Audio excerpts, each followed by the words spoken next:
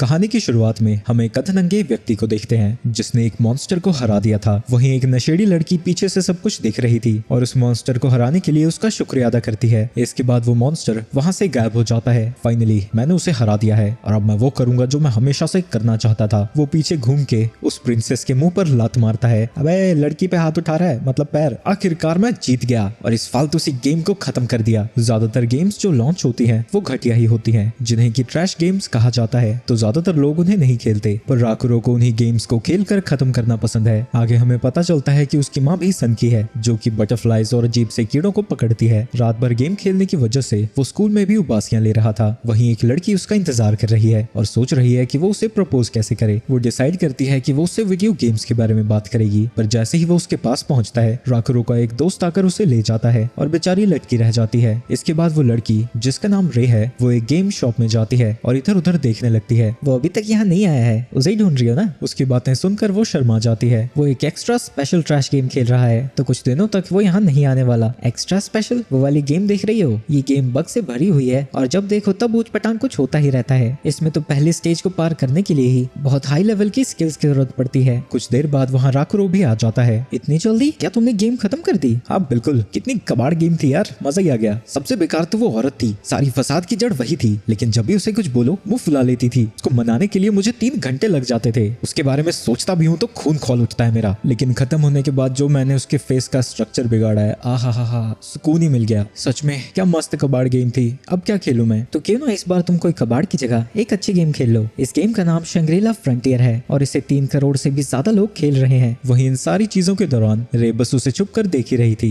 इसके बाद वो उस गेम को लेकर घर में पहुंच जाता है। कितना समय हो गया एक अच्छी गेम खेले हुए। गेम को स्टार्ट करते ही उसे अंदर कई सारे ऑप्शंस दिखते हैं, जो देखकर वो खुश हो जाता है। इसके बाद वो घंटों बैठ के पहले अपने कैरेक्टर को सेट करता है और एंड में उसने बस एक मास्क और चड्डी पहनी हुई थी। उसने अपने सारे आर्मर्स को बेच दिया ताकि उसे गेम मनी मिल सके। इन पैसों का यूज करके वो बाद में एक अच्छा सा वेपन खरीदेगा। उसने प्लेयर टाइप में वॉन्डरर चुना था, क्योंकि इस टाइप के प्लेयर का लक काफी ज्यादा होता है, और वो अपने कैरेक्टर का नाम सन राकू रखता है। गेम की शुरुआत में कहानी के बारे में बताया जा रहा था, पर वो सारी चीजों को स्किप करता हुआ आगे बढ़ जाता है। इसके बाद वो SLF की दुनिया में पहुंच जाता है, जो कि बिल्कुल उसे रियलिस्टिक जैसी लग रही थी। इसके बाद वो पेड़ पर चढ़कर आसपास के नजारे को देखने लगता है। अरे बाप रे, कितना सुंदर है ये। एक सेकंड, मुझे कोई ट्यूटोरियल क्यों नहीं दिख रहा? असल में वॉन्डरर जो कैरेक्टर टाइप उसने चुना है, उसे बिगिनर्स एरिया में किसी रैंडम जगह पर शुरुआत करनी पड़ती है। वो स्टार्टिंग टाउन में जाने का डिसाइड करता है, लेकिन अभी तक उसका ध्यान इस पर से हट ही नहीं रहा था कि इसके कंट्रोल्स कितने ज्यादा अच्छे हैं। जाते वक्त वो अपने स्टैट्स को चेक करता है। अरे बाप रे, मेरा डिफेंस तो काफी कम है। बिना आर्मर के वैसे यही तो होना था, पर शायद मेरा हाई लक स्टैट इसे संभाल लेगा। लेकिन तभी एक गॉब्लिन उसके ऊपर हमला कर देता है। अभी तो शुरुआत ही हुई है, पर मैं इस नंगू पंगू अवस्था में भी नहीं भागने वाला। चलो देखते हैं इस गेम का कॉम्बैट सिस्टम कैसा है। वो बेचारा छोटा सा गॉब्लिन उसके ऊपर हमला करने जाता है, पर राकुरो आसानी से उसके हमले से बचकर उसे बीच में से काट देता है। ओह,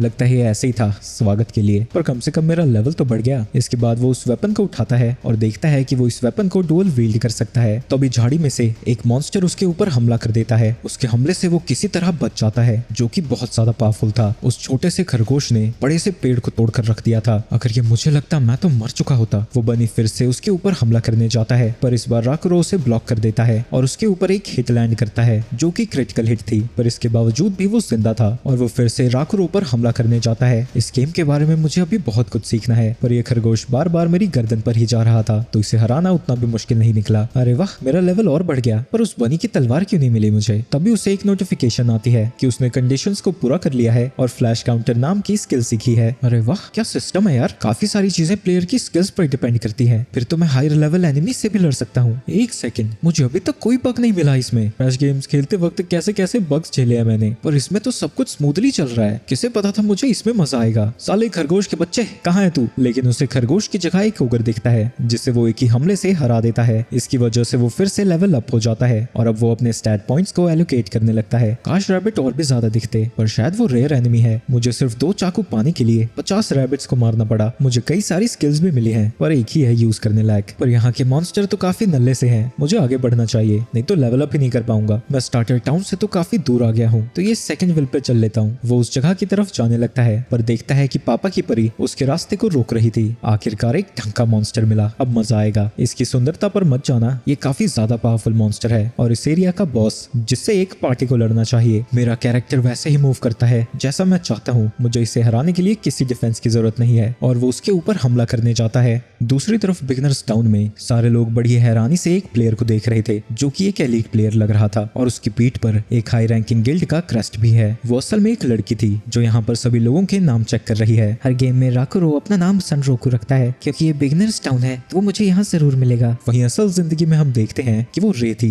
दूसरी तरफ अपना कबूतर हीरो उस स्नेक से लड़ रहा था। वो सबसे पहले डिसाइड करता है कि वो सिर्फ उसके हमलों को डॉज करेगा और उसके अटैक पैटर्न को सीखेगा। ये तो नए खिलाड़ियों का बॉस है ना, तो इस पे कोई खतरनाक अटैक तो होगा नहीं, शायद मैं इसे बिना हिट हुए किल कर सकता हूँ। वैसे भी अगर मैं हिट हुआ तो मर ही जाऊंगा, तो करना ही पड़ेगा। राकुरो उसके एक और अटैक को डॉज करता है पर जब वो उसके ऊपर हमला करता है उसका वेपन ही टूट जाता है। माना कि ये धीरे धीरे कमजोर हो रहा था पर तू एक ही बार में टूट गया और हुस्न परी तेरे स्किल्स तो कुछ ज्यादा तगड़े हैं यार। तो वो अपने ब्लड ब्लेड्स को निकाल लेता है। वो उसके हमले को डॉज करता हुआ स्नेक के ऊपर अटैक करने जाता है पर इसी दौरान वो उसके ऊपर कुछ पर्पल सा फेंक देती है। ये क्या है? क्या उसने मुझ पे हक दिया? लेकिन डिस्प्ले पे देखने पर उसे पता लगता है कि वो असल में जहर है और हर 10 सेकंड में उसे डैमेज होने वाला है। हर 10 सेकंड में मेरी हेल्थ 1 पॉइंट से कम होती है, यानी मुझे इसे 4 मिनट में हराना होगा। उसका शरीर तो कुछ ज्यादा ही मजबूत है तो शायद उसका सर ही उसका वीक पॉइंट है। पर जब राकुरो उसके ऊपर हमला करने जाता है वो स्नेक खुद को बचा लेती है। लगता है ये मुझे अपने टकले पर हमला नहीं करने देगी, तो अब वीक पॉइंट ढूंढने की जगह वो अपना ही वीक पॉइंट बनाने लगता है और अपने स्क्रू पियर्स स्किल की मदद से उसकी बॉडी पर हमला करता है। जिसके बाद वो लगातार उसी जगह पर अटैक करता ही जाता है जिसकी वजह से उसे हर बार क्रिटिकल हिट मिल रहा था। वहीं पिटने के दौरान भी वो स्नेक अपनी सुंदर लताओं का प्रदर्शन बंद नहीं करती और क्लिनिक प्लस की एड की तरह उन्हें लहराती ही जाती है। वहीं राकुरो अभी तक हमला कर ही रहा था क्योंकि उसे नहीं पता है कि स्नेक का एचपी है कितना। तभी वो स्नेक उसके ऊपर हमला करती है जिसकी वजह से उसे वहां से दूर हटना पड़ता है। लगता है सड़ी हुई गेम्स खेलकर मेरा सर कुछ ज्यादा ही चढ़ गया था। मुझे लगा था मैं बिना किसी रिकवरी पोशन के सभी मॉन्स्टर्स को हराता जाऊंगा पर ये बिल्कुल अलग है। लेकिन उस कबूतर के लिए थोड़ी सी देर हो चुकी थी और वो स्नेक उसे खा जाती है पर राकुरो इसके बावजूद भी किसी तरह खुद को बचा लेता है। वो किसी तरह उसके मुंह से बाहर आ जाता है और अपने फ्लैश काउंटर मूव से उसके सर पर हमला करता है जिसके बाद वो उसकी सुंदर जटाओं को पकड़ के उसके ऊपर ही लटक जाता है। और अब क्योंकि वो स्नेक कहीं नहीं जा सकती थी तो राकुरो उसके मुंह पर ही पियर्सिंग स्क्रू से हमला करता है जिसकी वजह से उसका सर एक्सप्लोड हो जाता है और अब दुनिया में कोई भी इतने सुंदर बालों के दर्शन नहीं कर पाएगा। वहीं उस मॉन्स्टर को हराने के बाद राकुरो का लेवल अप हो जाता है जिससे उसे काफी सारी लूट भी मिलती है पर तभी वो देखता है कि उसका हेल्थ अभी भी कम हो रहा है। उसके पास अपने पॉइंट्स को एलोकेट करने का समय नहीं था तो वो सब कुछ अपने स्टैमिना और एजिलिटी में डाल देता है जिसके बाद वो कबूतर एंटीडोट ढूंढने के लिए टाउन की तरफ जाने लगता है। वहीं दूसरी तरफ टाउन में हम यामामोटो नाम के लड़के को देखते हैं जो कि काफी खुश था क्योंकि 3 महीनों की कोशिश के बाद उसने फाइनली अपनी क्रश को मना लिया है और अब वो भी उसके साथ एसएलएफ खेल रही है। इस समय के दौरान वो उसे पटाना चाहता है लेकिन बेचारे के लवी डवी वाले मोमेंट्स एक सन की पक्षी खराब कर देता है। लड़की को लगता है कि वो कोई मॉन्स्टर है और वो उसके ऊपर हमला करने जाती है। वो मॉन्स्टर नहीं है, उसके सब पर नाम आ रहा है, प्लेयर है वो। अगर तुमने उसे मार दिया तो तुम्हारे नाम के सामने एक स्कल आ जाएगा। लगता है उस पर पाइथन ने हक दिया है। जाओ इनमें जाओ, जब तक तुम बेड पर नहीं लेटोगे तुम हील नहीं होगे। वो उसका धन्यवाद करते हुए इनमें पहुंच जाता है लेकिन वहाँ रिसेप्शनिस्ट बड़ी आराम से उसे अपने इनके फीचर्स के बारे में बताने लगती है। अबे तू फीचर्स की बत्ती बता, इधर मरने वाला हूँ मैं, रूम दे जल्दी। वो किसी तरह 1 एचपी बचे हुए में अपने रूम में पहुंच जाता है पर खुशी के मारे वो खड़ा हो जाता है जिसकी वजह से उसकी मौत हो जाती है और उसे डेथ पेनल्टी लगती है और उसके सारे स्टैट्स टेम्पररी रिड्यूस कर दिए जाते हैं। एन वक्त पर मैं वहां पहुंच गया था पर फिर भी मर गया, पर कम से कम मेरी कोई चीजें तो नहीं गई। ये सच में कमाल की गेम है यार। इसके बाद वो उसी टाउन में घूम रहा था पर उसे नंगू पुंगू देखकर लोग उसके बारे में बातें करने लगते हैं। उसे देख रहे हो, ये कितना छिछोरा है। देखो इन्हें, कपड़े डाल तो रखे हैं मैंने, कौन सा अपना हथियार प्रदर्शित कर रहा हूँ। इसके बाद वो शॉप में जाकर सबसे सस्ते कपड़े खरीदता है। ये मास्क कितना गंदा है, कबूतर ही ठीक हूँ मैं। इसके बाद वो वेपन शॉप में जाता है लेकिन वहाँ पर उसे कोई भी वेपन अच्छा लगता ही नहीं। इससे अच्छे तो मेरे लाल वाले वेपन है। ये क्या ही कबाड़ है अंकल, मैं उससे भी अच्छे वेपन बना सकता हूँ, तुम्हें बस मुझे मटेरियल्स ला के देने हैं। तो वो मटेरियल की खोज में एक जगह पर चला जाता है लेकिन अब उसका दिमाग खराब होने लगा है क्योंकि वो लगभग 30 मिनट से इस एक्स को चला रहा है लेकिन उसे अभी तक 6 में से सिर्फ 2 ही पीसेस मिले हैं। वो इन सब चीजों से परेशान हो ही रहा था तभी वहाँ पर एक फ्रॉग आ जाता है जो कि अपने प्यारे प्यारे हाथों से उस कीचड़ में तैरने लगता है। मुझे लगा था कि ये खतरनाक नहीं है तो मुझे इसे नहीं मारना चाहिए पर लगता है इसकी जीने की इच्छा खत्म हो चुकी है। वो अपनी पिकैक्स से उसके ऊपर हमला करता है जिससे वो फ्रॉग लुढ़कता हुआ दूर चला जाता है। मेरा सूट उसी की स्किन से बना है तो स्लैश तो उसके ऊपर काम करेगा ही नहीं, मुझे उसे किसी मोटी चीज से कूटना पड़ेगा। और ये मर्द इतना स्लो क्यों कर रहा है यार मुझे। वो किसी तरह रेंगता रेंगता उस तक पहुंच जाता है और एक ही हमले में उसे मार डालता है। पर यह सब कुछ इतना आसान था कि बेचारे को जरा भी खुशी नहीं होती। 3 घंटे माइनिंग करने के बाद वो शॉप ओनर को सारी चीजें दे देता है। तुम सिर्फ 3 घंटे में इतना सब कुछ ले आए, अरे तुम्हें ये भी मिल गया। जिसके बाद वो उसे दिखाता है कि वो उससे किस तरह के वेपन्स बना सकता है। अरे बुड्ढे ये तो मस्त है, एक काम कर ऐसे 2 बना दे। इसके बाद वो शॉप से निकलकर मैप्स और भी सारी चीजें खरीदता है और फिर वापस से उस शॉप में आकर अपने वेपन्स को उठाता है। ये तो गॉड टियर वेपन्स है बट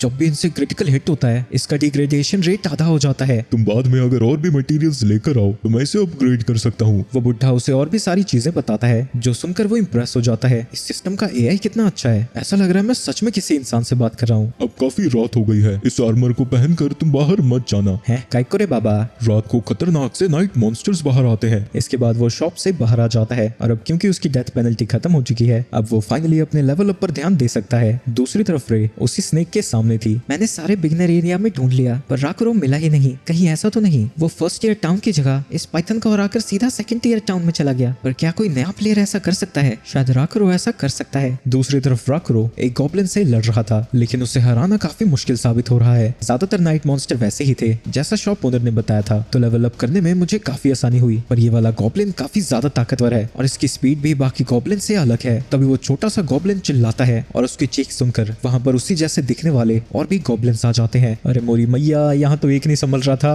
ये 25 कैसे संभालूं? मैं भाग जाऊं यहाँ से? नहीं भागूं? वो भी मैं कबूतर हूँ, कोई चिकन नहीं जो डर के भाग जाए। वो उनसे लड़ने जा ही रहा था तभी वहाँ पर एक ब्लास्ट होता है जिसकी वजह से वो सारे गॉब्लिन्स मारे जाते हैं। मुझे लगा था ट्रैश गेम सी मुश्किल होती है, ये गॉड टियर गेम तो आसान होगी, पर ये गेम हर रास्ते पर मुझे गलत साबित कर रही है। उसके सामने लाइकेगॉन नाम का मॉन्स्टर आता है जो कि एक यूनिक मॉन्स्टर है। दूसरी तरफ हम गेम के सर्वर्स को देखते हैं जहाँ कंप्यूटर स्क्रीन पर दिख रहा था कि 0 यूनिक मॉन्स्टर्स डिस्पैच हुए हैं, लेकिन तभी वो प्रोग्रेस बार में बदल जाता है। दूसरी तरफ राकुरो की सन की आशिक को वही दोनों मिलते हैं। वही वो खूंखार औरत इसे भी मारने जा रही थी। अम्मा मेरी प्लेयर है वो, थम जा थोड़ी देर। जो हुलिया तुम बता रहे हो वैसा कबूतर सेकंड हिल टाउन में गया था। पॉइजन के इफेक्ट को खत्म करने के लिए वो इनको ढूंढ रहा था। मुझे शक था पर उसने उस पाइथन को सच में हरा दिया बिना पहले टाउन को विजिट किए। इस इंफॉर्मेशन के लिए रे उन्हें गिफ्ट देती है जो कि एक कोऑर्डिनेट टेलीपोर्टर है। इसके बाद वो पूरी स्पीड में वहां से चली जाती है। इस दौरान रेज उसके क्रेस्ट को देख लेता है। हमें उसका नाम तो नहीं पता पर वो जिस क्लैन से बिलोंग करती है उनका एक स्पेशल मिशन है। वो यूनिक मॉन्स्टर लाइकेगॉन को मारना चाहते हैं। यूनिक मॉन्स्टर्स बाकी मॉन्स्टर से अलग होते हैं, वो दोबारा रिस्पॉन नहीं होते। एक बार वो मर गए तो खत्म कहानी। कहा जाता है कि टोटल 7 यूनिक मॉन्स्टर्स हैं पर कोई नहीं जानता कि उनका स्पॉन क्राइटेरिया है क्या। इन सबको ढूंढने और हराने के लिए टॉप प्लेयर्स ने अपने अपने क्लैंस बनाए हैं और इन मॉन्स्टर्स की खास बात यह है कि ये जरूरत से ज्यादा ही ताकतवर है। पर गेम को निकले हुए अब 1 साल हो चुका है और 3 करोड़ प्लेयर्स के बावजूद भी किसी को भी अभी तक एक भी यूनिक मॉन्स्टर नहीं मिला है। दूसरी तरफ कबूतर की फटी पड़ी थी। वो मॉन्स्टर कितने ज्यादा ताकतवर थे पर इसने एक हमले में ही उन्हें खत्म कर दिया। अगर ये मुझे छू भी गया तो मैं तो गया। लेकिन वो वुल्फ ज्यादा देर तक वहां खड़ा नहीं रहता। वो उसके ऊपर हमला करने जाता है लेकिन उसके पहले अटैक को राकुरो ब्लॉक कर देता है, जिसके बाद वो उस पर काउंटर अटैक करने जाता है। लेकिन इसका उस लाइकेगॉन पर कोई असर नहीं होता। अगर मेरी टाइमिंग थोड़ी भी खराब होती तो मैं गया था। लाइकेगॉन फिर से उसके ऊपर हमला करता है जिसके हमले से वो बचता हुआ अपने वेपन को चेंज करता है और एक मूवमेंट एबिलिटी के साथ कंबाइन करके उसके ऊपर एक क्रिटिकल स्ट्राइक लैंड करता है। लेकिन इससे उस बीस्ट का ज्यादा कुछ नहीं बिगड़ता और वो फिर से राकुरो के ऊपर हमला करने लगता है। लेकिन तभी लड़ाई थोड़ी देर के लिए रुक जाती है और वो लाइकेगॉन वहां से गायब हो जाता है। वो फिर से सामने आकर राकुरो के ऊपर अटैक करता है जिसके बाद वो फिर गायब हो जाता है। जब भी चांद के सामने बादल आ रहे थे वो मॉन्स्टर गायब हो जाता था पर अभी राकुरो को समझ नहीं आया है। इसके बाद ऐसा ही कई बार होता जाता है जिस दौरान राकुरो उसके ऊपर कई हिट लैंड करता है पर इसकी स्किन उस पाइथन से भी ज्यादा तगड़ी है। मैंने इसके ऊपर 200 से भी ज्यादा क्रिटिकल हिट्स लैंड किए हैं पर मुझे नहीं लगता कि इसका कुछ भी बिगड़ा है। अगर मुझे इसका वीक पॉइंट नहीं मिला तो ये वेपन टूट जाएगा। ये मुझसे कहीं ज्यादा ताकतवर है पर यही तो मुझे पसंद है। और वो फिर से लाइकेगॉन पर हमला करने चला जाता है। यही तो इसे गॉड टियर गेम बनाती है। मुझे ऐसा लग रहा है मैं किसी भी मोमेंट पर मर सकता हूँ। मैंने इससे भी कबाड़ गेम्स खत्म करी है तो इसका वीक पॉइंट तो मैं ढूंढ ही सकता हूँ। वो उसकी आंखों पर हमला करने जाता है लेकिन इससे भी लाइकेगॉन को कुछ नहीं होता। मैं हवा में हूँ पर इससे काफी दूर, यहाँ तो ये मुझे नहीं हिट कर पाएगा। लेकिन तभी लाइकेगॉन दहाड़ता है जिसकी वजह से उसका शरीर भी मूव नहीं कर पा रहा था। चांद फिर से छुप जाता है जिसकी वजह से लाइकेगॉन गायब हो जाता है। लेकिन अगले ही पल राकुरो देखता है कि उसके दोनों पैर कट चुके हैं। ये क्या हुआ? ये कोई मूवी नहीं है, ना मुझे कोई बचाने आने वाला है, ना ही मैं अचानक से ही कोई नई स्किल सीखूंगा। पर ऐसी हिट के बावजूद भी मेरे पास एक हेल्थ बची हुई है। सुन बे बड़े कुत्ते, तू उतना ही स्ट्रॉन्ग है जितना तुझे बनाया गया है, यानी तुझे हराने का भी तरीका होगा। भाड़ में गई इस गेम की कहानी और फाइनल बॉस, मैं तुझे हराऊंगा चाहे इसमें कितना भी समय लगे और तब तक तू मरियो मत। इसके बाद वो मॉन्स्टर उसे मार देता है और राकुरो के शरीर पर लाइकेगॉन के मार्क नाम का कर्स आ चुका है। कुछ समय बाद उसकी आंखें सेकंड डेल में खुलती हैं जहां उसे पता लगता है कि जिस बॉडी के एरिया पर ये कर्स है वो वहां पर कोई भी इक्विपमेंट नहीं पहन सकता। अच्छा तो ऐसा क्या? पर ये तो मेरे पूरे शरीर पर है। उस हरामजादे कुत्ते के पिल्ले ने क्या करके रख दिया है? लेकिन कर्स अभी खत्म नहीं हुआ था। इस कर्स की वजह से लोअर लेवल एनिमीज उससे भाग जाएंगे। वो मार्क्स मैजिक को रेजिस्ट करते हैं और वो एनपीसी से ढंग से बात भी नहीं कर पाएगा। इस मार्क को हटाने के 2 ही तरीके हैं, या तो कोई सेंट इसे हटा सकता है है या फिर लाइकेगॉन की मौत। इससे पहले कि वो अपना जीवन समाप्त कर दे वो वहाँ से बाहर निकलता है। ऐसे सड़े हुए कर्स ट्रैश गेम में होते हैं। मैंने कबाड़ गेमों से 3 चीजें सीखी हैं। पहला, शांत दिमाग। दूसरा, कभी भी हार ना मानना। और तीसरा, हमेशा सोच समझ कर डिसीजन लेना। इसके बाद वो अपने स्टैट पॉइंट्स को एलोकेट करने लगता है। मुझे इससे संभल कर करना होगा, पर तभी वो देखता है कि उसकी वाइटैलिटी 6 है। अबे यार, मैं तो चूहिया जितना कमजोर हूँ, पर पॉइंट्स को इसमें और हेल्थ में डालने का भी तो कोई फायदा नहीं होता। मेरे लिए सबसे काम की चीज लक है। शायद इसी की वजह से, लाइकेगॉन के हिट की वजह से भी मेरे पास 1 HP बची हुई थी। तभी एक रैबिट उसके टकले पे से कूद कर जाता है। ये तो वॉर्पल बनी जैसी दिख रही है और वो उसका पीछा करने लगता है। उसके पीछे जाते जाते सामने का रास्ता खत्म हो जाता है। और भी खरगोश, कहाँ जाएगा अब? लेकिन तभी बनी सामने एक दरवाजा खुलती है और उसके अंदर चली जाती है। उस दरवाजे पर यूनिक सिनेरियो लिखा हुआ था। राकरो को याद आता है कि उसने इस चीजों के बारे में फोरम्स पर पढ़ा था। ये सिनेरियोज रैंडमली आते हैं और क्योंकि इसे जानबूझकर एक्टिवेट नहीं किया जा सकता, इसमें लूट काफी कमाल की मिलती है। इसके बाद राकरो उस दरवाजे के अंदर चला जाता है। ये बहुत खतरनाक होने वाला है, पर मजा आएगा। हैं, ये खरगोश है यहाँ तो बस, मैं क्या खेलूं इनके साथ? तभी उसके पीछे वही बनी आ जाती है। स्वागत है आपका शनराकू, मैं कब से आपसे मिलना चाहती थी। उसे देखकर वो डर जाता है। सारे रैबिट्स आपके बारे में ही बात कर रहे हैं। आपने लाइकेगॉन से लड़ाई की और आपकी स्किल्स तो कमाल की थी। पर मुझे नहीं लगता कि मैंने उसे स्क्रैच भी किया होगा। वो तो सिर्फ इसलिए क्योंकि वो बहुत स्ट्रॉन्ग है। भर भर की तारीफ करने के बाद वो उसे बताती है कि उसके बॉस उससे मिलना चाहते हैं। काश वो अपनी प्रजातियों के मारने का बदला ना ले मुझसे। वैसे तुम्हारा नाम क्या है? वो अपना नाम ईमेल बताती है। इसके बाद वो उसे रैबिटूजा के पैलेस में ले जाती है। ह्यूमंस यहाँ पर आते रहते हैं, पर आप पहले हो जो कि पैलेस में आ रहा है। उस सड़क के कुत्ते ने जब मुझे कर्स मार्क दिया था, मैं तो फालतू में दुखी हो गया था। ये तो सारी चीजें मस्त हो रही है। पिताश्री, मतलब बॉस, ये देखो वो आ गए। तुम ही वो इंसान हो जो उस पिल्ले से पिट कर आया है। मुझे लगा था कि सारे इंसान यूजलेस होते हैं, पर कोई तो है जो काम आएगा। मैं हूँ रैबिटूजा का बॉस, वाइस एच। वहीं किसी वजह से सनराकू की उसे देखकर फटी पड़ी थी। दूसरी तरफ असली दुनिया में रे गेम शॉप में राकुरो को ढूंढ रही है। तुम अभी भी उसे ही ढूंढ रही हो क्या? गेम में नहीं मिला तुम्हें? तुमने कहा था कि उसका नाम सनराकू होता है हर गेम में। मैं उस नाम से ढूंढ तो रही थी, पर वो फर्स्ट टाउन को छोड़कर सीधा सेकंड में चला गया। ये सुनकर वो हंसने लगती है। अरे फिक्र मत करो, तुम उसे वहाँ ढूंढोगी तो वो मिल ही जाएगा। और फिर अपने दिल की बात बता देना। ये सुनकर रे शर्म से लाल हो जाती है। वहीं दूसरी तरफ राकुरो वॉर्पल बनीज के सिनेरियो के बारे में पढ़ रहा था। इसे ट्रिगर करने के लिए वॉर्पल ब्लेड से अपने से ताकतवर एनिमी को हराना होता है और उसे हराने के बाद उन्हें रैबिटूजा में एक बड़े से मॉन्स्टर को हराने का मिशन मिलता है। लेकिन इसका फर्स्ट हाफ तो मैच कर रहा है, पर दूसरा हाफ बिल्कुल ही अलग है। तुम उस पिल्ले से काफी अच्छे से लड़े। तुम्हारी वॉर्पल सोल स्ट्रॉन्ग है। वॉर्पल सोल, अब ये क्या होती है? क्या तुम मेरे साथ ट्रेनिंग करना चाहोगे? अच्छा, तो ये ट्रेनिंग क्वेस्ट है। यूनिक सिनेरियो में ट्रेन होके मैं तो बहुत ताकतवर हो जाऊंगा। मैं आपको आपके हाथों में सोचता हूँ बड़े भाई।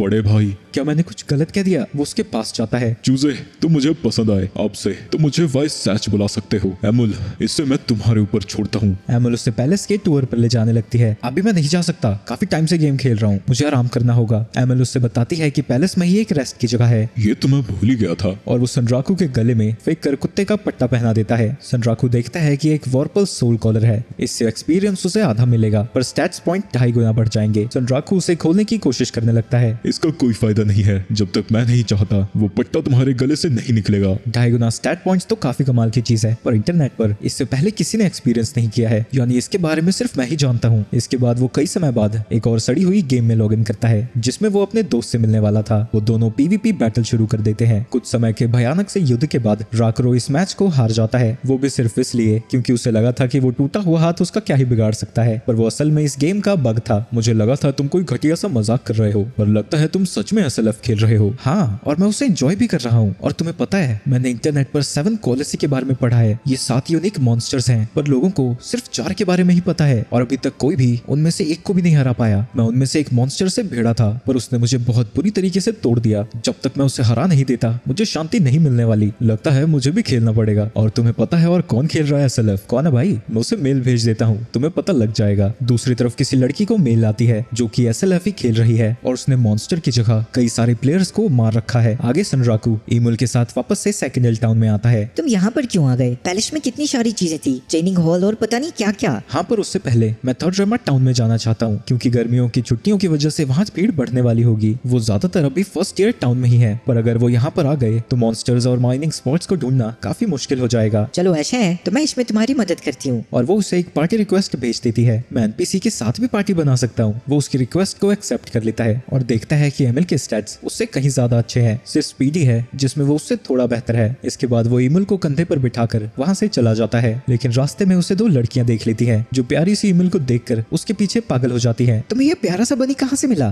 तेरी इस सिनेरियो सिनेरियो के बारे में तो कोई नहीं जानता। जब तक मैं इसे क्लियर नहीं कर लेता इसे सीक्रेट रखना होगा। और वो ईमेल को लेकर वहाँ से भाग जाता है। लेकिन जब वो भाग रहा था एक लड़की उसकी फोटो खींच लेती है और उसे इंटरनेट पर अपलोड कर देती है। वो भागते भागते टाउन से बाहर आ जाते हैं जहाँ आसपास एक भी प्लेयर नहीं था। तो अब हमें क्या करना है? मुझे एक चीज टेस्ट करनी है। इस मार्क की वजह से मेरे से लो लेवल वाले मॉन्स्टर्स मुझसे डरकर भागने चाहिए। तभी उसकी तरफ एक शीप मॉन्स्टर आने लगता है और जैसे ही उसकी नजर उसके कर्स मार्क्स पर पड़ती है वो डरकर भाग जाता है। पर सनराकू उस तक पहुंचकर उसे अपने टैगर से मार देता है। आप तो कमाल के हो, देखकर पता ही नहीं लगता कि मॉन्स्टर कौन है। ये तारीफ कर रही है या बेइज्जती? मैंने एक प्लान बनाया है। हम सारे मॉन्स्टर्स को छोड़कर सीधा बॉस पर हमला करेंगे। इसमें प्लान जैसा क्या था? और वो दोनों भागते हुए एरिया बॉस को ढूंढने चले जाते हैं। मैप में तो एरिया मॉन्स्टर यही दिखाया हुआ है पर यहाँ तो बस दलदल है। वहीं जब वो दोनों यहाँ पर आ रहे थे इमल ने उसे बताया था कि यहाँ के बॉस का नाम मड्डिगर है जो कि मड में काफी तेजी से मूव कर सकता है। तब इमल के कान खड़े हो जाते हैं और वो सनराकू को बताती है कि वो मॉन्स्टर आने वाला है। थोड़ी देर में ही उनके सामने मड्डिगर आ जाता है। वहीं प्लेयर्स दलदल में सिर्फ चल सकते थे,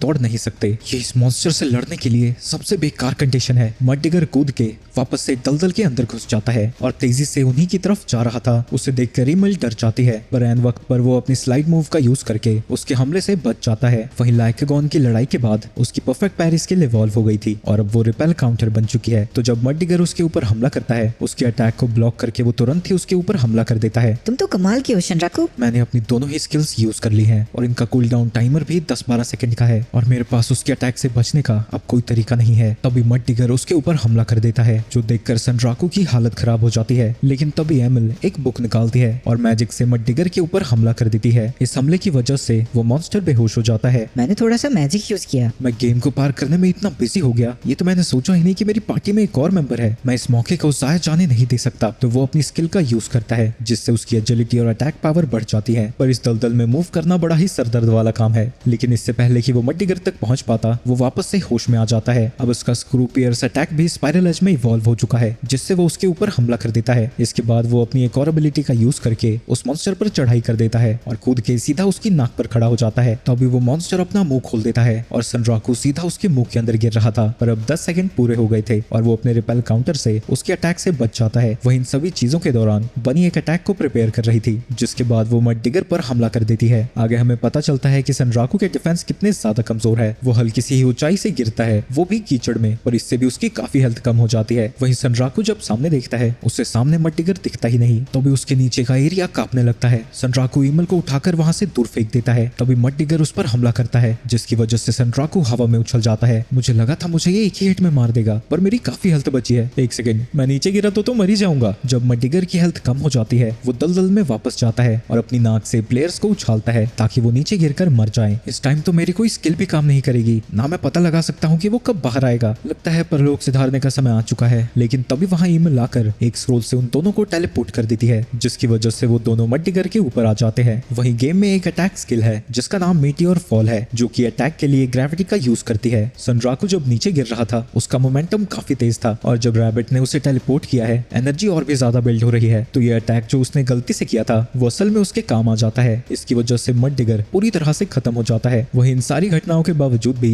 सनराकू जिंदा था पर उसकी एचपी अब 1 पर जा चुकी है। इसके बाद वो थर्ड ड्रामा टाउन की तरफ निकल जाते हैं। रास्ते में वो मेडिसिन खाता है जिससे उसकी हेल्थ थोड़ी सी बढ़ जाती है। जितना मैंने सोचा था ईमेल उससे भी ज्यादा काम किया है। पर हम थर्ड ड्रामा में तुम्हें छुपाएंगे कैसे? ज्यादा अटेंशन हमारे लिए खतरनाक हो सकता है। अगर ऐसी बात है तो ये ठीक रहेगा। वो ट्रांसफॉर्म होकर एक लड़की में बदल जाती है पर थोड़ी ही देर में वो वापस से अपने रैबिट फॉर्म में आ जाती है क्योंकि उस मॉन्स्टर से लड़ने के दौरान उसकी काफी ज्यादा एनर्जी लग गई थी। तो वो इस फॉर्म को 5 से 6 मिनट के लिए ही मेंटेन कर सकती है। तो वो जब टाउन पहुंच जाएंगे वो तब ट्रांसफॉर्म होगी। थोड़ी देर में वो टाउन के पास पहुंच जाते हैं जो कि देखने में काफी बड़ा था। लेकिन जब वो टाउन के अंदर जा रहे थे दोनों गार्ड्स उन्हें रोक देते हैं। तुम अधनंगी हालत में क्यों हो और ये शरीर पर तुम्हारे निशान, ये सब क्या है? कहीं तुम किसी मुसीबत में तो नहीं? शनराकू एक बड़े ही महान वॉरियर हैं। उनकी लड़ाई लाइकेगॉन से हुई थी जिनसे वो बहुत बहादुरी से लड़े, पर लड़ाई के दौरान चीटिंग करके लाइकेगॉन ने इन्हें हराया। इसे इतना सब कुछ कैसे पता? वहीं आसपास के सभी प्लेयर्स उसे बड़ी ही अजीब तरह से देख रहे थे। वहीं ईमेल की कहानी की वजह से वो गार्ड्स उसे जाने देते हैं पर तभी एक लड़की उसका हाथ पकड़ लेती है। मोहतरमा आप कौन हैं? वहीं पास्ट में हमें पता लगता है कि उस लड़की ने उनकी फोटो खींचकर अपलोड कर दिया था ताकि एक्सपीरियंस्ड प्लेयर्स उसे इसके बारे में और चीजें बता सके और फिर वो भी वैसे बनी को अपना पेट बना पाएगी। यह अधनंगा क्यों घूम रहा है? इसे ऐसे तो अरेस्ट भी किया जा सकता है। एसएलएफ में मॉन्स्टर्स कब से बोलने लगे? वहीं जब एनिमालिया को इसके बारे में पता लगता है वो हैरान हो जाती है क्योंकि एसएलएफ में सिर्फ बड़ी डॉग्स और बड़ी कैट्स को ही पेट बनाया जा सकता है और वो सनराकू की खोज में वहां से निकल जाती है। वहीं कई प्लेयर्स को उसके शरीर के निशान से पता लग जाता है कि वो लाइकागॉन का कर्स है। वहीं ऑर्सलॉट नाम का प्लेयर जो कि आशुरा क्लैन का लीडर भी है, उसने पोस्ट किया है कि जब तक सनराकू उसे सब कुछ नहीं बता देता वो उसे बार बार मारता ही रहेगा। वहीं अगर कोई ज्यादा प्लेयर्स को मारता है और उसे आगे जाकर कोई प्लेयर या फिर एनपीसी मारता है तो उसकी बाउंटी भी उसी के पैसों से दी जाती है। प्लेयर्स जब इस पोस्ट को पढ़ते हैं उन्हें सनराकू पर तरस आने लगता है। वहीं एक लाल बाल वाली लड़की उससे बात करना चाहती थी और वो फोरम पे मैसेज छोड़ती है कि अगर उसे कोई भी प्लेयर दिखे जिसने वुल्फ और स्वॉट का एम्बलम पहना हो तो वो उससे बात करे। वहीं प्रेजेंट में एनिमालिया उससे पूछ रही थी कि वो वॉर्बल बनी को पेट कैसे बना सकती है। ये बात इसे कैसे पता चली? क्या इसे सेकेंडल टाउन वालों ने फैलाया है? मैं इसके बारे में किसी को नहीं बता सकता। वैसे भी मुझे नहीं पता है कि मैंने यूनिक सिनेरियो को ट्रिगर कैसे किया था, लेकिन तभी अचानक से एक लड़की उनके ऊपर हमला कर देती है। चीजों को सीक्रेट रखना अच्छी बात नहीं है। मजे करने का हक तो सबको है ना। Revolutionary knight Sanraku. Pencil knight, आखिर तुम सामने आ ही गई। क्या तुम्हें इतनी सुंदर लड़की से ऐसे बात करनी चाहिए? और इस गेम में मेरा नाम पेंसिल नाइट नहीं है। अब से तुम मुझे पेंसिल कौन बुलाओगे? सनराकू देखता है कि उसका लेवल 99 है और उसके नाम के आगे प्लेयर किलर का निशान भी है। इसके बाद हमें उन दोनों का पास्ट दिखाया जाता है। वो दोनों पहले यूनाइट राउंड्स की सड़ी हुई गेम साथ में खेला करते थे। दो प्लेयर्स एक शॉप में से कुछ सामान को चुरा कर जा रहे थे, लेकिन तभी सनराकू पीछे से उन पर हमला कर देता है। आइटम्स को चुराने के लिए धन्यवाद। इस गेम में प्लेयर्स को एक देश को मॉन्स्टर से बचाना है, पर इसमें ड्रॉप रेट इतना ज्यादा कम है कि नए प्लेयर्स को भी चीजें ढूंढने में घंटों लग जाते हैं। इसी वजह से प्लेयर्स ने चोरी चकारी का काम भी शुरू कर दिया। लेकिन जब सभी लोग चोरी चकारी में बिजी थे, एक प्लेयर ने अपनी चालाकी और वायलेंस की मदद से पूरे किंगडम पर कब्जा कर लिया। उसने सब कुछ अपनी आर्मी की मदद से किया था, जिन्हें उसने इकट्ठा ये कह के किया था कि वो सारी आइटम्स को आपस में शेयर करेंगे। कुछ समय बाद राकुरो अपने दोस्त के साथ उस कासल में पहुंचता है जहां उनके चारों तरफ लाशें ही लाशें पड़ी थी। राकुरो वहां एक प्लेयर से आइटम्स को लूटने लगता है। इस गेम में हमें किंगडम को नहीं बचाना था, ऐसा करना है क्या? मेरे हिसाब से हमारा मिशन तो पेंसिल नाइट को हराना है। चल भाई काजो, कत्ल वतल करें। जिसके बाद वो दोनों पेंसिल नाइट के सामने आ जाते हैं। तुमने रेवोल्यूशन को डिस्ट्रैक्शन की तरह यूज किया। सनराकू और वही काजो, मैं तुम्हारे नामों को याद रखूंगी। वहीं दूसरी तरफ प्रेजेंट में वो दोनों फिर से आमने सामने खड़े थे। पिछली बार जब हम लड़े थे वो मैच ड्रॉ हुआ था और हम दोनों ही मारे गए थे, पर अब हमारे लेवल में बहुत ज्यादा फर्क है। तभी पेंसिल गॉन उसके ऊपर हमला कर देती है। तुम्हें पता है मैं कितनी दूर से तुम्हें मारने आई हूँ? इसके बाद पेंसिल अपने डैगर से उसके ऊपर हमला करती है, जिनसे वो किसी तरह बच जाता है और एक डैगर को ब्लॉक कर देता है। सनराकू को लगता है कि उन डैगर्स में पॉइजन है। तुमने अभी अभी मट्टिगर को हराया है, यानी तुम लेवल 30 के आसपास हो। फिर भी तुम्हारी डॉजिंग स्किल्स काफी अच्छी है। ये तो सब कुछ इस क्वार्टियर गेम की वजह से है। इसमें मेरी मूवमेंट्स काफी ज्यादा स्मूथ हैं। वहीं एनिमालिया उस लड़की को पहचान जाती है। वो आशुरा क्लैन की सेकंड इन कमांड है और इसका एक निकनेम भी है, जायंट किलर। ये कैसा निकनेम है? मैं हाई लेवल प्लेयर्स को छुप कर मारा करती थी, इसलिए मेरा ये नाम पड़ा। पर बाद में डेवलपर्स में गेम्स में कुछ अपडेट कर दिए तो ये अब करना मुश्किल हो गया है। एक सेकेंड, जायंट किलर यानी नाइट राउंड्स में तो तुम जायंट थी ना, और तुम्हें मैंने मारा था, तो तुम यहाँ वही कर रही हो जो मैं तुम्हारे साथ करके आया हूँ। इस बात पे वो दोनों ही हंसने लगते हैं, पर यह हंसी मजाक ज्यादा समय तक नहीं चलता और वो फिर से आपस में लड़ने लगते हैं। वहीं उनकी लड़ाई के दौरान ईमुल कुछ नोटिस करती है, पर अब क्योंकि उसकी एनर्जी खत्म होने लगी थी तो वो अपने कानों को ही छुपाने में बिजी हो जाती है। वहीं उस लड़ाई के दौरान पेंसिल उसे बताती है कि वो उसे पर्सनल रीजन की वजह से नहीं मिलने आई है। आशुरा के लीडर ने तुम्हारे लिए एक मैसेज भेजा है। वो चाहता है कि तुम यूनिक सिनेरियो की डिटेल्स पब्लिक कर दो, पर अगर तुमने ऐसा नहीं किया तो आशुरा क्लैन तुम्हारे पीछे ही पड़ा रहेगा जब तक तुम डिटेल्स शेयर नहीं कर देते। वहीं सनराकू को उससे लड़ने में काफी प्रॉब्लम हो रही थी, क्योंकि उनके लेवल्स और इक्विपमेंट्स में काफी ज्यादा फर्क है। तुम गेट की पहरेदार बन के क्यों खड़ी हो? तुमने वो पहला अटैक भी मुझे टाउन के अंदर जाने से ही रोकने के लिए किया था। क्या ज्यादा लोगों के बीच में प्लेयर को किल करना मुश्किल है? ऐसे एरिया में किल करना मैं अवॉइड करना चाहूंगी, पर इन सबसे क्या इफेक्ट पड़ता है? तुम जिंदा गेट के अंदर तो जाने से रहे। वहीं ईमिल इतनी देर से अपनी ट्रांसफॉर्मेशन को रोक रही थी, पर वो ज्यादा देर तक नहीं रोक पाती और एक बनी में ट्रांसफॉर्म हो जाती है। वहीं पागलों की तरह एनिमालिया जिसे ढूंढ रही थी वो उसे अपनी आंखों के सामने ही मिल जाता है। अरे यार, इसकी टाइमिंग कितनी गलत है। तभी पेंसिल सनराकू पर हमला करती है, जिससे वो अपने रिपेल काउंटर से ब्लॉक कर देता है और लात मारकर उसे दूर भगा देता है। ईमिल, मेरे पास आओ, और वो उसे अपने कंधे पर बिठाकर टाउन के गेट की तरफ जाने लगता है। मुझे कम से कम फोटो तो लेने देते। अगर मैं जिंदा बचा तो सोचूंगा इस बारे में। पेंसिल अब उसका पीछा करने लगती है, पर तभी उसके सामने एक धमाका होता है। मुझे उस प्लेयर से कोई लेना देना नहीं है, पर अगर तुमने उस प्यारे से बनी को हाथ भी लगाया तो मैं तुम्हें छोड़ूंगी नहीं। वहीं सनराकू के सामने आशुरा क्लैन के 4 और मेंबर्स आ जाते हैं और सनराकू देखता है कि उन सबके नामों के आगे स्कल का निशान लगा हुआ था। वो सभी सनराकू पर हमला कर देते हैं और वो बेचारा सिर्फ उनके अटैक्स को डॉज कर पा रहा था। वहीं पेंसिल को पता लग जाता है कि एनिमालिया SF ज़ू की लीडर है, जो कि सिर्फ गेम के क्रीचर्स को रिसर्च करता है और उसे प्लेयर से कोई मतलब नहीं है। एनिमालिया उसके ऊपर हमला करती है, लेकिन पेंसिल उसके अटैक को अब्सॉर्ब कर लेती है, जिसके बाद वो उसी के अटैक को वापस से एनिमालिया पर भेजती है। तुमने कर्स को अब्सॉर्ब कैसे कर दिया? पेंसिल उसे एक स्ट्रॉ डॉल दिखाती है। यह हर कर्स अटैक को रिफ्लेक्ट कर सकती है। दूसरी तरफ सनराकू बस जिंदा रहने की कोशिश कर रहा है, क्योंकि वो सब लोग उससे ज्यादा हैं, उनका लेवल्स उससे ऊपर है और उनके इक्विपमेंट्स भी उससे बेहतर है। लेकिन तभी वहाँ पर रे आ जाती है और अपने एक ही अटैक से एक बंदे को पूरी तरह से खत्म कर देती है। उसे देखकर अशुरा क्लैंस के मेंबर पहचान जाते हैं कि वो अटैक मास्टर है। ऐसे ही फंसा पड़ा हूँ, एक और आ गया। आखिरकार मैंने तुम्हें ढूंढ ही लिया। इसके बाद हम पास्ट का सीन देखते हैं। राकुरो ज्यादातर मुश्किल गेम्स खेलता है तो मैं उसके साथ वो नहीं खेल सकती, पर अभी वो SLF खेल रहा है, मैं ये मौका जाने नहीं दे सकती। वो जब गेम में लॉगिन करती है उसके सामने उसकी बड़ी बहन का मैसेज था। मैसेज में मोमो उसे एक प्लेयर को ढूंढने को कहती है जिससे वो बात करना चाहती है। उसी फोटो के साथ साथ उसमें उस प्लेयर की और भी डिटेल्स थी। ये सब कुछ पता लगने के बाद वो पूरी स्पीड में उसी की तरफ जाने लगी। वहीं पेंसिल को लग रहा था कि ये धमाका सनराकू ने किया है। वो लोग सनराको को नहीं हरा सकते। उसने जो ट्रैश गेम्स खेल कर अपनी स्किल को डेवलप किया है वो किसी भी वेपन या इक्विपमेंट से ज्यादा वैल्यूएबल है। कात्सो भी इस गेम को खेल रहा है तो शायद सनराको के साथ मैं अपने गोल को पूरा कर सकती हूँ। वहीं जब दूल हटती है तो वो देखती है कि वहाँ पर साइगर जीरो है। रे का गेम में नाम साइगर जीरो है। उसे देखकर पेंसिल खुश हो जाती है क्योंकि अब वो एक और हाई रैंकिंग प्लेयर को मार सकती है। तुमने स्ट्रॉ डॉल को यूज कर लिया है, क्या तुम फिर से मेरे अटैक को ब्लॉक कर पाओगी? आगे हम पास्ट का सीन देखते हैं। जब रे स्कूल जा रही थी उससे सामने राकुरो बात करता हुआ दिखता है। उसे देखते हुए वो इतना ज्यादा खो जाती है कि चलते चलते वो एक बिजली के पोल से टकरा जाती है। राकुरो हमेशा ही खुश और स्माइल करता हुआ दिखता था, इसलिए रे हमेशा उसके बारे में ही सोचती रहती थी। धीरे धीरे वो उसे ढूंढने लगी और पहली नजर के प्यार से सीधा FIR करने वाली हरकतों पर आ गई। उसने कई बार उससे बात करने की कोशिश की पर उसमें कभी पूरी हिम्मत हुई ही नहीं। वहीं प्रेजेंट में रे अपने कैरेक्टर के साथ सनराकू को बचाने आई है। वहीं एनिमालिया पेंसिल के ऊपर हमला कर देती है। उस हमले की वजह से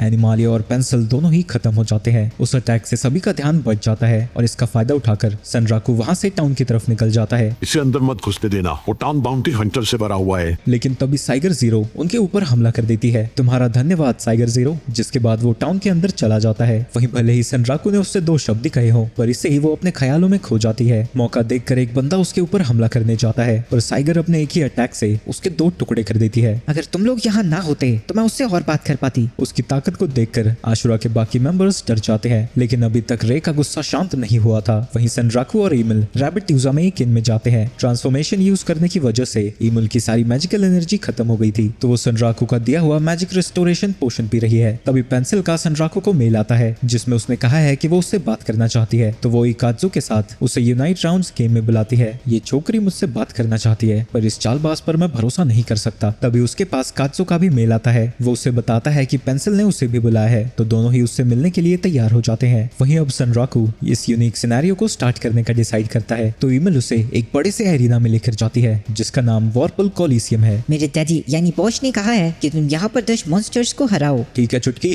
शुरू कर। पर एक कंडीशन है, तुम यहाँ पर सिर्फ वॉरपल वेपन से यूज कर सकते हो। चुटकी तो स्टार्ट कर यार, देखता हूँ किस तरह के चूजे आते हैं। ईमिल मॉन्स्टर्स के गेट को खोल देती है और वो देखता है कि वहाँ एक नहीं बल्कि 5 मॉन्स्टर्स आ रहे हैं। ये हाउंड्स का गुच्छा है जो कि हमेशा 5 या 5 से ज्यादा के ग्रुप में ही आते हैं। ईमिल कुछ ना कुछ गलती हुई यार, ये तो 65 लेवल वाले मॉन्स्टर्स हैं, वो भी 5-5। इसमें कोई गलती नहीं है, पहला मॉन्स्टर ऐसे ही आता है। तभी वो मॉन्स्टर राकुरो पर हमला करते हैं और उसे खत्म कर देते हैं। दूसरी तरफ रे सनराकू से बात करके बहुत खुश थी। जब मैं उससे दोबारा मिलूंगी उसे फ्रेंड रिक्वेस्ट भेज दूंगी। साइगर जीरो, तुम्हारी मदद के लिए शुक्रिया। अब से हम दोनों साथ में स्कूल जाएंगे। वो ये सारी चीजें सोचकर खुद ही शर्माने लगती है। दूसरी तरफ सनराकू फिर से अपने पहले अपोनेंट से लड़ने के लिए तैयार है। शनराकू, ये आपका 7th ट्राई है, इस बार तो आप जरूर जीतेंगे। शुक्र है यहाँ पर मरने के बाद पेनल्टी नहीं लगती, पर इनकी कोऑर्डिनेशन कुछ ज्यादा ही अच्छी है। पर इनसे लड़ते लड़ते मैं एक चीज तो समझ गया हूँ कि इनका कमांडर है कौन। तो सनराकू उस कमांडर के पास जाकर उसे खत्म कर देता है जिससे उन सारी हाउंड्स की कोऑर्डिनेशन खत्म हो जाती है। इसकी वजह से उसे उन्हें मारने में बड़ी आसानी हो रही थी और धीरे धीरे करके वो सारे हाउंड्स को खत्म कर देता है। शाबाश शनराकू, तुमने पहला अपोनेंट मार दिया। अब फिक्र मत करो, अगले वाला अपोनेंट सिंगल पसले होगा। लेकिन जब सनराकू अपने अगले अपोनेंट को देखता है उसकी हालत ही खराब हो जाती है। अरे भाई ये क्या है, एक बोल के 10-10 से लड़वा रही है। इसके बाद 4 बार मरने के बाद वो उस बेर को भी हरा देता है। आगे वो लगातार मॉन्स्टर्स को हराता ही जाता है लेकिन उसका 5th अपोनेंट बड़ा ही खतरनाक था, एक जहर हगने वाला पक्षी। उससे लड़ना इतना ज्यादा मुश्किल था कि सनराकू उससे लड़ते हुए 112 बार मरा। ऐसे ही करते करते वो 9th अपोनेंट को भी हरा देता है जो कि एक बड़ा सा गोलम था। लेकिन जब वो देखता है कि सिर्फ उसका लेवल 2 से ही ऊपर गया है उसका दिमाग खराब हो जाता है। ये जरूर इस कॉलर की वजह से हो रहा है, मेरे सारे एक्सपीरियंस की माँ बहन करी हुई है इसने। ये सब सोच सोच कर वो पगला जाता है और अजीब तरीके से नाचने लगता है। तभी वहाँ पर वॉइस आ जाता है, तुम तो बहुत अच्छा खेल रहे हो लड़के, तुम्हारे फाइनल अपोनेंट के लिए तुम इससे लड़ोगे जिसे मैं अभी पकड़ कर लाया हूँ। वो उस मॉन्स्टर को एरिना में फेंक देता है और चुटकी बजाकर उसे आजाद कर देता है। ये एक ह्यूमन है जिसने अपनी जिंदगी को लंबा करने के लिए पेड़ों के साथ जुड़ने की कोशिश की थी। मुझे नहीं लगता कि तुम इसे हरा सकते हो, तो अगर तुम इसके सामने 5 मिनट तक सरवाइव कर गए तो मैं मान लूंगा कि तुम जीत गए। बस 5 मिनट, ये तो मेरी बाइक चोंच का खेल है। लेकिन तभी उस मॉन्स्टर का अटैक उसके बगल से ही गुजरता है। वो मॉन्स्टर पोर्टल्स बनाकर पेड़ की जड़ों से उसके ऊपर हमला करने लगता है 5 मिनट 5 घंटों जैसे होने वाले हैं। SLF के टोटल 3 करोड़ प्लेयर्स हैं, पर सनराकू पहला प्लेयर है जो कि इस मॉन्स्टर से फाइट कर रहा है और इसका लेवल 120 है और मेरे पड़ोस का लड़का 420। सनराकू को उसके सामने सिर्फ 5 मिनट सरवाइव करना है, पर यह सन की कबूतर उल्टा उसके पास जाने की कोशिश करने लगता है, पर इसका ज्यादा फायदा होता नहीं, क्योंकि जब वो उसके ऊपर हमला करता है उस मॉन्स्टर का कुछ भी नहीं बिगड़ता। लगता है इस पे फिजिकल अटैक्स काम नहीं करेंगे। इसके बाद वो मॉन्स्टर पेड़ के साथ साथ चेन से भी उसके ऊपर हमला करने लगता है। तो सनराकू डिसाइड करता है कि वो 5 मिनट सर्वाइव करके ही जीतेगा। ईमेल अनाउंस करती है कि अब 1 मिनट बीत चुके हैं। दिखाओ मुझे अपनी वॉर्पल सोल। वहीं सनराकू अभी भी उसके अटैक्स को डॉज ही कर रहा था, पर धीरे धीरे उसकी मुश्किलें बढ़ती ही जा रही हैं, क्योंकि अब उस मॉन्स्टर ने मैजिकल अटैक्स करना भी शुरू कर दिया है और टाइम के साथ साथ पेड़ और जंजीरों के नंबर्स भी बढ़ते जा रहे हैं और साथ ही उसकी मैजिक अटैक्स की इंटेंसिटी भी हर सेकंड के साथ इस मॉन्स्टर की ताकत बढ़ती ही जा रही है। अब तो मुझे ऐसा लगने लगा है कि इससे ज्यादा बेहतर चांस मेरा लाइकागॉन को हराने का था। इसके ऊपर तो फिजिकल अटैक भी काम नहीं करते, ये सब किसी काम का नहीं है, मैं हार जाऊंगा। लेकिन तभी वो खुद को समझाता है कि कबूतर कभी हार नहीं मानते और अब वो उसके अटैक्स को डॉज करने की जगह सीधा उस मॉन्स्टर पर हमला करने पहुंच जाता है। वो लात मारकर उसकी मैजिक वॉन्ड को उसके हाथ से दूर फेंक देता है। वो अपनी चेन्स की मदद से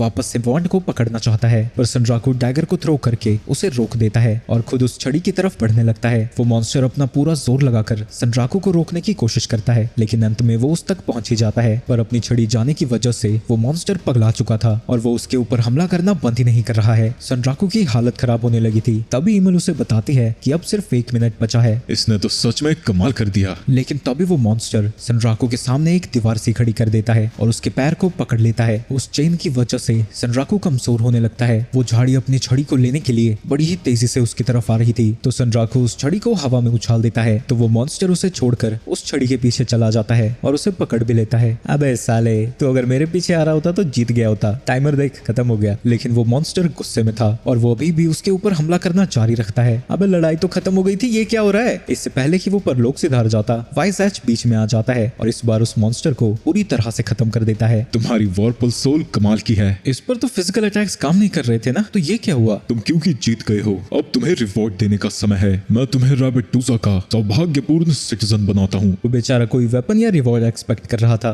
पर ये देखकर वो दुखी हो जाता है। पर असल में एक बोनस यूनिक सिनेरियो भी है जिसका नाम वॉर्पल एपिक है। और सनराकू सड़े हुए रिवॉर्ड से इतने ज्यादा गुस्से में था कि वो गेम से बाहर ही आ जाता है और रात में ज्यादा लेट होने की वजह से सो जाता है। अगले दिन वो पढ़ता है कि उस बोनस यूनिक सिनेरियो के लिए रेकमेंडेड लेवल 80 है, पर उसका लेवल सिर्फ 31 है। और ये साला एपिक टेल है क्या? मैं क्या करूं इसमें?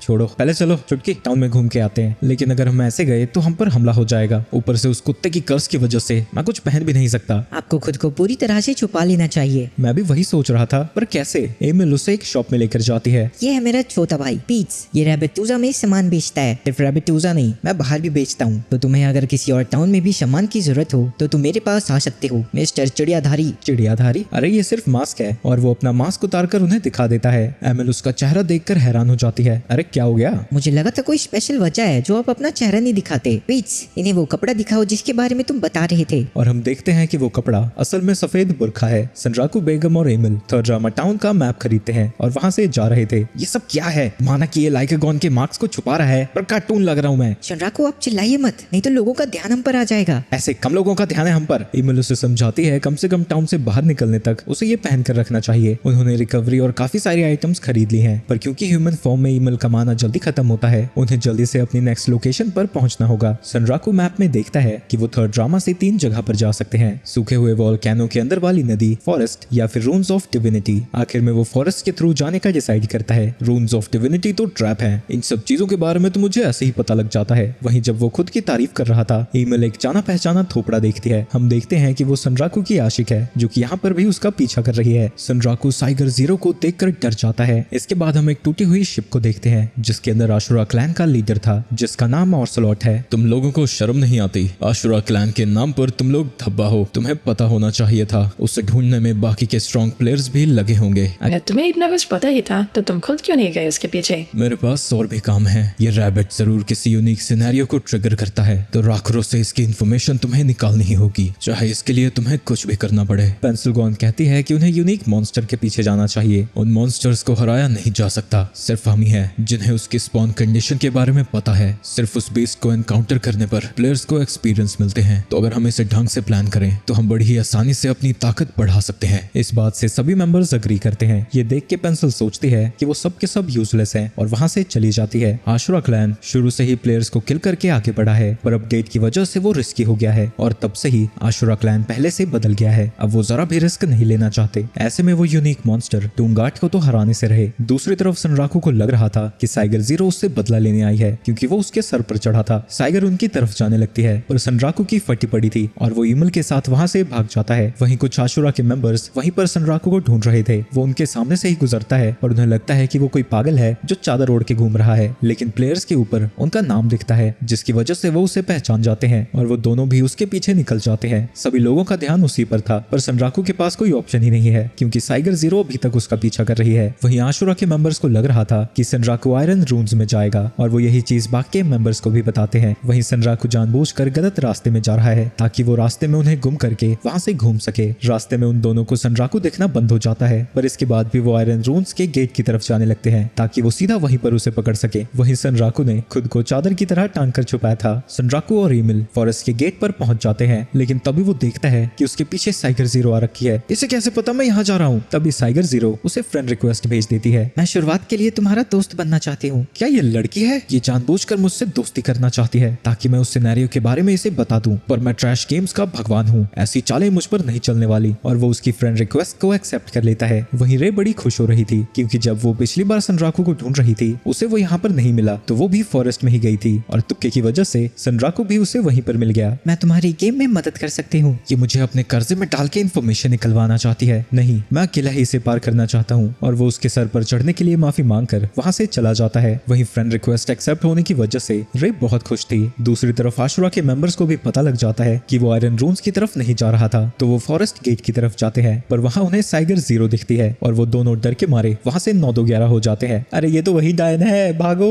फॉरेस्ट की तरफ जाते वक्त ईमिल अपने ओरिजिनल फॉर्म में आ जाती है और सनराकू उस चादर को भी फेंक देता है। उस फॉरेस्ट के अंदर सनराकू को कई तरह के मॉन्स्टर्स दिखते हैं जो कि बहुत प्यारे थे, पर क्योंकि उसके पास पैसों की कमी थी तो वो उन्हें मारने लगता है। उस नेक्टर पाउच को हासिल करने के बाद वो अपने अगले शिकार के लिए निकल जाता है। तभी ईमिल देखती है कि उसने एक थ्रोइंग नाइफ खरीदी है। उस हगने वाली पक्षी से लड़ते हुए बेचारे को ट्रॉमा हो रखा था, इसलिए वो नहीं चाहता कि ऐसा उसके साथ दोबारा हो। सामने उसे एक बड़ा सा फूल दिख रहा था, पर सनराकू पहचान जाता है कि असल में वो एक मैंटिस है और उसके ऊपर नाइफ थ्रो करता है, जिसके बाद वो अपने डैगर से हमला करके उसे भी हरा देता है। इसके बाद वो अपनी लूट को चेक ही कर रहा था, तभी जमीन कांपने लगती है। सनराकू देखता है कि वो एक जायंट बीटल है जिसका साइज 5 मीटर से भी बड़ा है। वो उन मधुमक्खियों का शहद पी रहा था जो कि उन्हें बिल्कुल पसंद नहीं आता, तो वो उसके ऊपर हमला करने लगते हैं। वहीं इस लड़ाई को देखकर सनराकू अपनी ही कमेंट्री शुरू कर देता है, लेकिन इन हमलों से परेशान होकर वो बीटल उड़ने लगता है और उड़ता हुआ सीधा उन बीज की क्वीन पर हमला करता है। जैसे ही उनकी क्वीन मरती है, सारी बीज इधर उधर भाग जाती हैं और वो चैन से फिर से शहद खाने लगता है। इसके तन में तो इतनी सुइयां सी चुभी हुई हैं, फिर भी खाने में व्यस्त है। तभी उस बीटल की नजर उन पर पड़ती है और वो उनके ऊपर भी हमला करने जाता है। इस सांड की दिक्कत क्या है? मैंने तो इसको कुछ किया ही नहीं। इसे शायद लगा कि आप पेड़ का रस पीने वाले हैं। तभी उसके दिमाग की बत्ती चलती है और वो नेक्टर पाउच को निकालकर एक मेंटिस के ऊपर फेंक देता है, जिसकी वजह से वो बीटल उसी को खाने लगता है। इसमें उस मेंटिस की क्या गलती थी यार, फालतू में जान ले ली। वहीं इस मौके का फायदा उठाकर सनराकू उस बीटल पर हमला करता है और वो उसी जगह पर अटैक करता है जहां उन बीज ने उसे घायल किया था। वो अपने लक की वजह से उसके ऊपर लगातार क्रिटिकल हिट्स लैंड करता रहता है, जिसकी मदद से वो उस बीटल को हराने में कामयाब होता है। अब सनराकू की इन्वेंट्री फुल हो जाती है, तो वो चीजों को कलेक्ट करना छोड़ देता है। इसके बाद वो एरिया के बॉस की तरफ जाने लगते हैं, पर रास्ते में उन्हें हर जगह मकड़ी के जाले दिख रहे थे। क्या यहाँ का एरिया बॉस स्पाइडर है? हाँ, और उसका नाम क्लाउन स्पाइडर है। चलते चलते वो एक गुफा के सामने आ जाते हैं, जिसके अंदर सनराकू चला जाता है। इसके बाद हम 3 और प्लेयर्स को देखते हैं और वो भी एरिया के बॉस की तरफ जा रहे हैं। एक लड़की बहुत ही घबराई हुई है और उसे नहीं लगता कि वो उस मॉन्स्टर को हरा पाएंगे, और बाकी के मेंबर्स कॉन्फिडेंट है क्योंकि अभी तक वो किसी भी मॉन्स्टर से नहीं हारे हैं। जिसके बाद वो उस केव के अंदर चले जाते हैं और उस मॉन्स्टर को देखकर वो सभी डर जाते हैं। वहीं दूसरी तरफ सनराकू के सामने नो एंट्री का मैसेज आता है। तभी सनराकू एक प्लेयर को सामने पिटता हुआ देखता है। उसके सर पर एक बड़ा सा पत्थर आकर गिरता है, जिसकी वजह से वो मर जाता है। उसकी मौत के बाद वो गुफा में एंटर करता है। अंदर जाने पर वो ऊपर 2 प्लेयर्स को देखता है जिन्हें बॉस ने जालों में पकड़ा हुआ था। सनराकू ईमिल को वहीं पर रुकने को कहता है। मैं इस मॉन्स्टर से अकेला लड़ूंगा और जीतूंगा भी, वो भी फर्स्ट ट्राई में। इसके बाद वो उस मॉन्स्टर की तरफ बढ़ने लगता है और सोच रहा था कि उसे कौन सी स्किल का यूज करना चाहिए। तभी उसकी तरफ एक पत्थर उड़ता हुआ आता है, पर उसे वो डॉज कर लेता है। समझ गया मुझे कौन सा यूज करना है। वो 1 फुट लीप स्किल का यूज करके दीवारों पर कूदता कूदता और ऊपर पहुंच पहुंच जाता है और एक मकड़ी के जाले पर खड़ा हो जाता है। इसके बाद उसकी तरफ और भी ज्यादा पत्थर गिरने लगते हैं, पर वो अपनी उसी स्किल की मदद से उन्हें बड़ी ही आसानी से डॉज कर रहा था, जिसके बाद वो अपनी एक्सेलरेशन स्किल का यूज करके और भी तेजी से ऊपर जाने लगता है। वहीं इन सब चीजों के दौरान ईमिल भी अपनी जिंदगी को उन पत्थरों से बचाने की कोशिश कर रही है। दूसरी तरफ सनराकू उस स्पाइडर के सामने पहुंच जाता है। वो स्पाइडर उसके ऊपर हमला करता है, पर सनराकू उसके अटैक को डॉज कर लेता है। इसके बाद वो अपने लूप स्लैश स्किल का यूज करता है और उसकी मदद से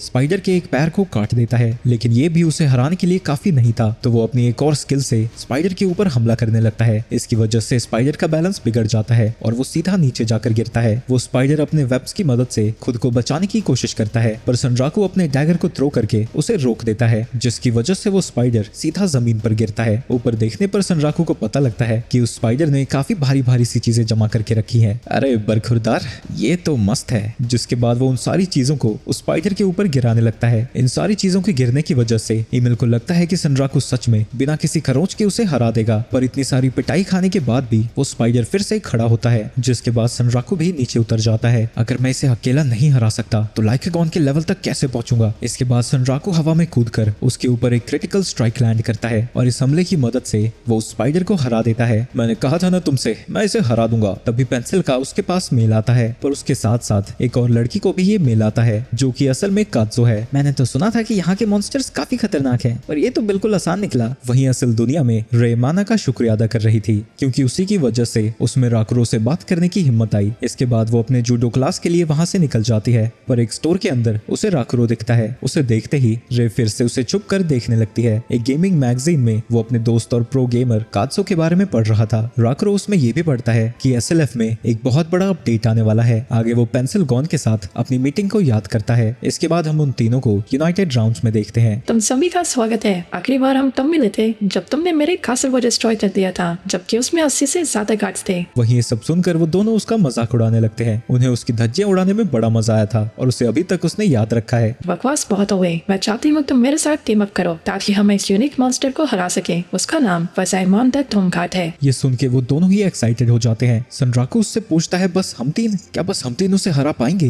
ज्यादा नंबर से भी उसे कोई फर्क नहीं पड़ता। हम 15 लोग गए थे उसे हराने और पूरी तरह से हार गए। उसके सामने जितने ज्यादा अपोनेंट्स होते हैं वो उतना ही ज्यादा ताकतवर होता है। हम उससे 2 हफ्ते बाद लड़ने जाएंगे जब वो बड़ा अपडेट लॉन्च होगा। राकुरो सोच में पड़ जाता है कि वो 2 नए प्लेयर्स को क्यों इनवाइट कर रही है, जबकि वो हाई लेवल प्लेयर्स को भी बुला सकती थी। अगर तुम हाई लेवल प्लेयर्स के बारे में सोच रहे हो तो मैं बता रहा हूँ, इसमें लेवल्स का कोई मतलब नहीं है। उसके साथ फाइट में सिर्फ स्किल्स मैटर करती है। ठीक है, हम तुम्हें ज्वाइन करेंगे, पर अगर तुम हमें सारी चीजें बताओगी तभी। चलो फिर स्ट्रेटजी मीटिंग शुरू करते हैं। राकुरो सारे सामान को लेकर स्टोर से बाहर आ जाता है, जहाँ वो रे को देखता है। ये तो मेरे किसी क्लास में थी पहले। रे बस उसे अजीब तरीके से देख रही थी और वो बेचारा उसका नाम याद करने की कोशिश कर रहा है, लेकिन ऐन वक्त पर उससे उसका नाम याद आ ही जाता है। कितनी अजीब बात है ना, हम यहाँ पर एक दूसरे से मिले। माना ने गेम स्टोर में बताया था कि तुम भी एसएलएफ खेलते हो, मैं भी खेलती हूँ। काफी लड़कियां खेलती हैं एसएलएफ, सच में कमाल की गेम है। तभी राकुरो का फोन बजने लगता है, क्योंकि पेंसिल उसे लगातार मेल पे मेल भेजी जा रही है। मुझे जाना होगा, इससे इंतजार नहीं होता। इसके बाद वो घर जाकर गेम में लॉग इन करता है। मुझे रे से उसकी एसएलएफ आईडी पूछ लेनी चाहिए थी। गेम में वो ईमेल को बताता है कि वो 2 हफ्ते में वेदरमॉन द टूमगार्ड से बैटल करने वाला है और उस वक्त वो उसे पार्टी से बाहर रखेगा। तुम वेदरमॉन द टूमगार्ड से फाइट करने वाले हो? मुझे ये बात पिताश्री को बतानी होगी। सनराकू को समझ नहीं आता वो ये सब क्यों कर रही है, और वो फिर से उसी मीटिंग को याद करता है। तुमने कहा था कि सिर्फ हम तीनों लड़ने वाले हैं, लेकिन मेरी पार्टी में एक एनपीसी है। तुम उस रैबिट की बात कर रहे हो। अगर तुम्हें उसकी परवाह है तो उसे तुम्हें बैटल में नहीं लेके जाना चाहिए, क्योंकि एसएलएफ में अगर एनपीसीज मरते हैं तो वो वापस जिंदा नहीं होते। आगे सनराकू और ईमिल बॉस के सामने बैठे हुए थे। क्या तुम सच में वेदरमॉन से फाइट करने वाले हो? मैं सिर्फ सपोर्टिंग रोल में रहूंगा, मेन बैटल तो मेरी दोस्त करने वाली है। इसके बावजूद भी तुम उसे नहीं हरा सकते। हम में से कोई भी हारने के इरादे से नहीं जा रहा है। वैसे भी मेरे पास तैयारी के लिए 2 हफ्ते हैं। मैं लड़ने से पहले हार नहीं मानने वाला। एक छोटे से झूठ की वजह से उसने अपनी वाइफ को खो दिया और अब वो सिर्फ चलती फिरती लाश है जो शांति से मर भी नहीं सकता। तुम्हें उसे हराने के लिए एक ताकतवर वेपन चाहिए होगा जो कि तुम्हारे पास नहीं है। वाइसैच उसे एक ब्लैक स्मिथ के पास लेकर जाता है, जहाँ की ब्लैक स्मिथ का नाम ब्लैक है और वो ईमेल की बड़ी बहन है। मुझे अपने वॉरपुल वेपन्स दो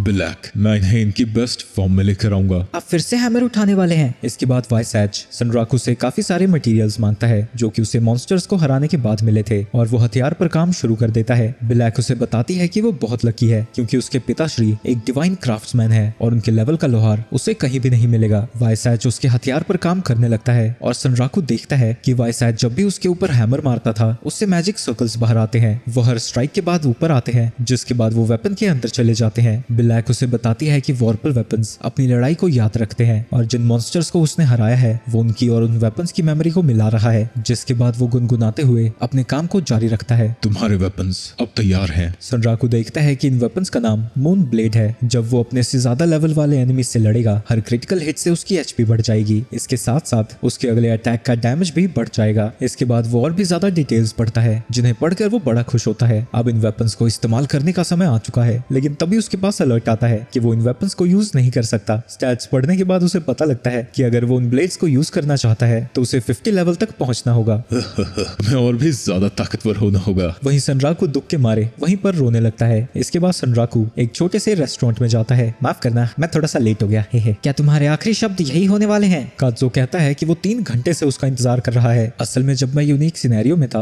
वहाँ पर वेदरमॉन का नाम आ गया, तो उसके बारे में और इन्फॉर्मेशन निकालने में टाइम लग गया। जिसके बाद सनराकू को जो कुछ भी पता चला था वो उन्हें बता देता है, जिससे पेंसिल गन समझ जाती है कि वेदरमॉन एक अनडेड मॉन्स्टर है। इसके बाद पेंसिल वहाँ से जाने लगती है, लेकिन जाने से पहले वो उन दोनों को कुछ सामान देकर जाती है और कहती है कि वो इनका यूज करके अपना लेवल बढ़ाएं। लेकिन तभी उसकी नजर रैबिट पर जाती है। तुम इस तरह से किसे बेवकूफ बनाना चाहते हो? क्या बात कर रही हो तुम? बेवकूफ? ये तो फैशन है। फैशन? कौन सा फैशन? ये सुनकर पेंसिल समझ जाती है कि उसने इससे एक इंसान को तो बेवकूफ बना ही दिया है। वही इतनी देर से ईमेल ऐसे लटकी हुई थी कि उसकी कान में खुजली होने लगती है, जिसकी वजह से कात्सो को भी उसके बारे में पता लग जाता है और वो उसके साथ खेलने लगती है। आगे वो तीनों आयरन रून्स ऑफ डिविनिटी की तरफ निकल जाते हैं और थोड़ी देर चलने के बाद वो आयरन रून्स तक पहुंच भी जाते हैं।